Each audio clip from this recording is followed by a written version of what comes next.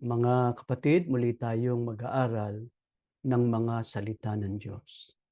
Ang pinag-aaralan natin mula pa nung nakaraan ay ang mga talinghaga na sinalita ng Panginoong Hesukristo sa panahon ng kanyang pangangaral dito sa lupa.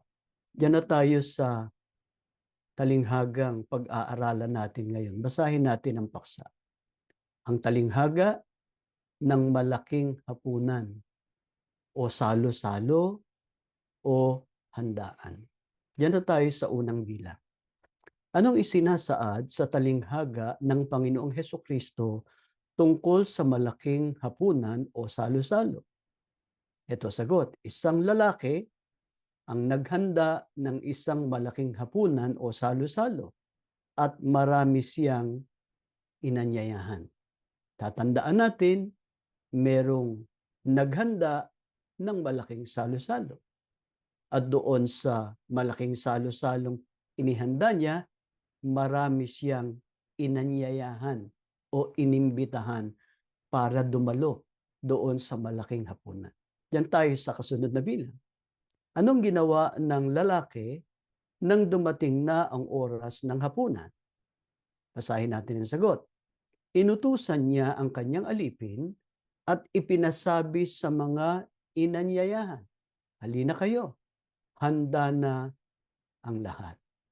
Nang dumating na, nang nakahanda na ang malaking hapunan, ano ginawa ng lalaking naghanda? Inutusan yung kanyang alipin na ipinasasabi sa mga inanyayahan, halina kayo, handa na ang lahat. Katumbas ng pumarito na kayo at magsalo-salo na tayo sa handa na aking inihanda. Diyan tayo sa kasunod na bilang. Ano nangyari nang sinabi ng alipin sa mga inanyayahan na handa na ang hapunan?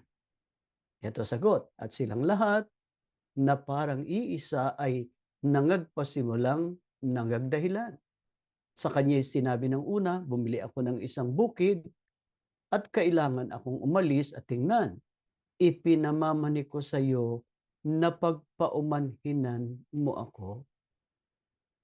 Dito ay merong binabanggit nung pumunta na yung alipin para ipaalala sa mga inanyayahan na handa ng hapunan. Ano ginawa? Nung mga inanyayahan, ang sabi, lahat parang iisa ay nangagpasimulang nangagdahilan. Ano sinabi nung una? Bumili ako ng isang bukid at kailangan akong umalis at tingnan. Ipinamamani ko sa iyo na pagpaumanhinan mo ako. Katumbas ng hindi ako makadadalo sa handaan, pasensya ka na. Pagpaumanhinan mo ako. Yan tayo sa kasunod na bilang. Ano naman ang dahilan na ibinigay ng iba kaya hindi makadadalo sa hapunan? Ito sagot. At sinabi naman ng isa, bumili ako ng 5 magkatwang o pares na bakang lalaki at paroroon ako upang sila'y subukin. Ipinamamani ko sa iyo na pagpaumanhinan mo ako. Yung ikalawa, sa inanyayahan, ito naman ang ibinibigay na dahilan, kaya hindi siya makadadalo. Bumili raw siya ng 5 magkatwang o magkapares na bakang lalaki, paroroon siya upang subukin. Kaya nakiusap siya, ipagpaumanhin ang hindi niya pagdalo. Yan tayo sa kasunod na bilang.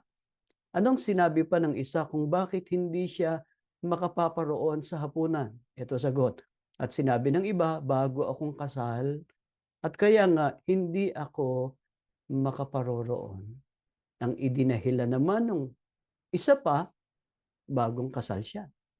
Sapagkat bagong kasal siya, hindi siya makadadalo. Hindi siya makaparoroon doon sa malaking hapunan o doon sa handaan. Sa makatwid, Tama yung sinasabi kanina na para silang iisa na nagbigay ng kani-kanyang pagdadahilan. Diyan tayo sa kasunod na bilang. Ano ang naging damdamin ng Panginoon nang ibalita sa kanya ang pagdadahilan ng mga inanyayahan? Kaya sa halip ano ang ipinag-utos niya na gawin ng kanyang alipin? Ito sagot, bumalik ang alipin at ibinalita ito sa kanyang Panginoon. Nagalit ang Panginoon at sinabi sa alipin, pumunta ka kaagad sa mga lansangan at sa makikipot na daan ng lungsod at isama mo rito ang mga mahihirap, mga lumpo, mga bulag, at mga pilay. Nang makarating ang balita sa naghanda ng hapunan, yung hindi pagdalo, yung paghingi ng paumanhin ng mga unang inanyayahan, ano naging damdamin niya? Nagalit. At sinabi sa kanyang alipin, pumunta ka agad sa mga lansangan at makikipot na daan ng lungsod at isama mo rito ang mga mahihirap, mga lumpo, mga bulag, at mga pilay. Yan tayo sa kasunod na bilang. Anong iniulat ng alipin sa kanyang Panginoon pagkatapos niyang magawa ang ayon sa ipinag-utos sa kanya? Ito sagot, at sinabi ng alipin, Panginoon, nagawa ko na po ang ipinag-uutos ninyo at gayon may marami pang upuan, katumbas ng maluwag pa. Yan tayo sa kasunod na bilang. Anong ipinag-utos ng Panginoon sa kanyang alipin pagkatapos matanggap ang ulat na ito? Ito sagot, kaya't sinabi ng Panginoon sa alipin, pumunta ka sa mga lansangan at sa mga daan at pilitin mong pumarito ang sino mang makita mo upang mapuno ang aking bahay. Kaya nung pumunta na yung mga lumpo, mga pilay, mga may sakit, meron pang mga bakanting upuan. At sinabi yun nung alipin sa Panginoon. Kaya ang iniutos sa kanya, pumunta ka sa mga lansangan, sa mga daan, pilitin mong pumarito ang sino mang makita mo upang mapuno ang aking bahay. Yan tayo sa huling bahagi. Anong sinabi ng Panginoon patungkol sa mga nauna niyang inanyayahan? Ito sagot, sinasabi ko sa inyo, isa man sa mga unang inanyayahan ay hindi makakatikim ng aking handa. Sa sinabing ito ay hayag na hayag ang galit ng nag-anyaya, ng naghanda ng salo-salo, ng piging, doon sa mga mapagdahilan na dapat sana sila yung makasalo doon sa handaan sapagkat sila yung inanyayahan pero tumanggi. Kaya ano pa siya? Ang sabi niya, isa man sa mga unang inanyayahan ay hindi makakatikim ng aking handa. Mga kapatid, sa talinghagang ito, ang lalaking naghanda ng malaking hapunan ay kumakatawan sa Panginoong Diyos. At ang malaking hapunan ay kumakatawan naman sa kanyang kaharian doon sa langit. Ang mga panauhing inanyayahan ay ang mga taong tinawag ng Diyos at binigyan ng karapatang maglingkod sa Kanya na siyang susi sa pagpasok sa Kanyang kaharian. Marami na tayong naging pag-aaral na ang mga tinawag ng Diyos sa panahong Kristiyano ay nasa isang katawan o iglesia na ang ulo ay ang ating Panginoong Kristo. Kaya sa ating panahon, tayo na mga kaanib sa Iglesia ni Kristo sa mga huling araw ang tinawag ng Panginoon Diyos at pinaglalaanan ng karapatang makapasok sa kanyang kaharian doon sa langit. Ayon sa talinghaga, nang nakahanda na ang hapunan, may mga inanyayahang isa-isang nagdahilan sa hindi pagdalo. Sila ay kumakatawan sa mga umanib lang sa iglesia. Naging bahagi lang ng katawan ng Panginoong Kristo, subalit nagpabaya sa tinanggap nilang tungkulin o pananagutan. Nang marinig ng nag-anyaya ang walang kabuluhan at di makatwirang pagdadahilan nila ay nagalit siya. Ang tatlong pagdadahilan sa talinghaga ay naghahayag ng kawalang katapatan sa Diyos, ng mga inanyayahan o ng mga binigyan ng karapatang maglingkod at sa gayon ay makapapasok sana sa kaharian ng langit. Ang pangyayari sa talinghaga na ang alipin ay inutusang anyayahan ang lahat na dumalo sa handaan ay nagpapatunay na ang biyayang kaligtasan at ang pagpasok sa kaharian ng Diyos ay para sa lahat ng tao. Lamang ay kailangan munang maging bahagi ng iglesia na pinangakuan ng kaharian. Hindi nasiyahan ang naghanda ng hapunan na hindi puno ang kanyang bahay. Nais niya na ang lahat ng hapagkainan ay mapuno ng panauhin. Katumbas ng nais ng Diyos na ang lahat ng tao ay maligtas. Nakasulat naman sa Biblia yan.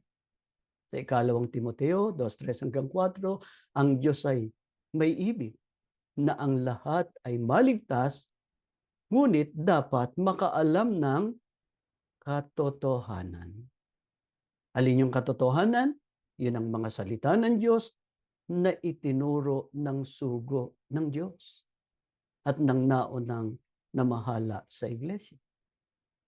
Ang mga inanyayahan na winalang halaga ang paanyaya o pinabayaan ang kanilang tungkulin o sagutin ay mas pinili ang kanilang kaparusahan.